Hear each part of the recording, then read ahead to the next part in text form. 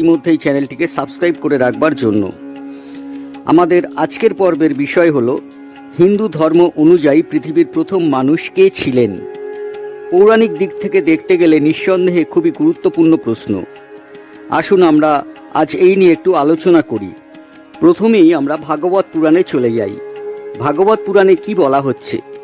ভাগবত পুরাণে বলা হচ্ছে যে সৃষ্টির আদিতে তো কোনো কিছুই ছিল না, না ছিল কোনো বস্তু, না ছিল কোনো প্রাণী। প্রথমে সৃষ্টি হয়েছিল জলের, আর সেই জল ছিল মহাসাগর আকারে, আর কিছুই ছিল না চারিদিকে, শুধুই মহাসাগর। সেই সর্বব্যাপী মহাসমুদ্রের ওপর মহাযোগনিদ্রায় শায়িত ছিলেন শ্রী বিষ্ণু, আর তার নাভি কমল থেকে সৃষ্টি হলো ব্রহ্মার। ব্রহ্মা সৃষ্টি করলেন ব্রহ্মাণ্ড। ব্রহ্মা সৃষ্টি করা সেই ব্রহ্মাণ্ডে সবই ছিল, আকাশ বাতাস, স্বর্গ মর্ত পাতাল, দেবতা অসুর, সবই সৃষ্টি করলেন ব্রহ্মা। কিন্তু সেখানে কোনো মানুষ ছিল না। যদি কোনো মানুষই না থাকে তবে এই ব্রহ্মাণ্ড অপ্রয়োজনীয় হয়ে পড়ে। তাই ব্রহ্মা চিন্তা করলেন মানুষ সৃষ্টি করা একান্তই প্রয়োজন। মানুষ না হলে সৃষ্টির বিস্তার হবে না।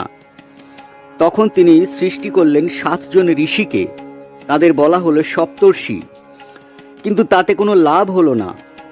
ঋষিরা কোনো আগ্রহই দেখালেন না মানুষ সৃষ্টির ব্যাপারে। তারা তপস্যা করতে লাগলেন।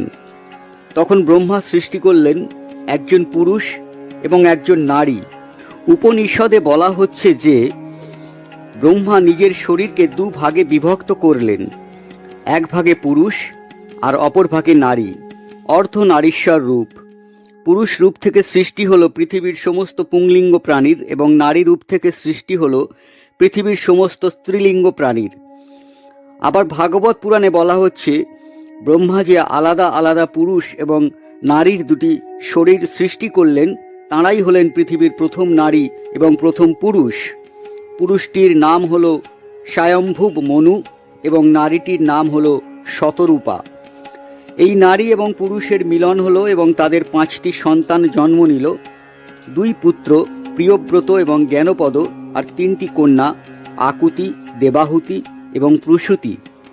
এরাই হলেন মানুষ। এরা বিখ্যাত হলেন মানুষ রূপে। মনুর সন্তান, তাই মানব বা মানুষ। আর মানুষের আদি পিতামাতা হলেন মনু এবং শতরূপা।